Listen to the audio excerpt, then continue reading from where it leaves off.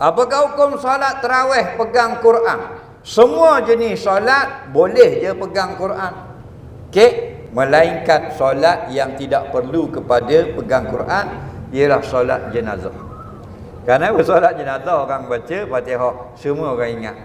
Tuan-tuan kata tu imam ngisak tahu Fatihah. Faham lagi?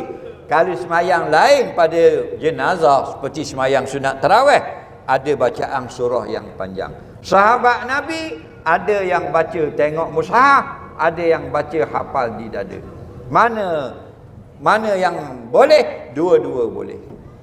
Di antara sahabat yang jadi imam tengok mushaf namanya Zakwang radhiyallahu anhu, bekas hamba bagi Sayyidina Aisyah radhiyallahu anha. Aisyah cerita dalam kitab-kitab sahih, kami kaum wanita yang tidak pergi ke masjid wakilkan Zakwang radhiyallahu anhu, bekas hamba kami, menjadi imam bagi kami kaum perempuan, dan Zakwang menjadi imam membaca dengan melihat kepada mushaf.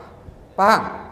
Tak ada masalah. Usah balak. Cuma ulama pesan, kalau kita tengok mushaf dipegang di tangan, jangan berlakukan pergerakan yang banyak kerana boleh membatalkan, dan jangan pergerakan-pergerakan membelek tadi sampai menghilangkan khusyuk kita semayang, kerana khusyuk lebih baik daripada membaca surah.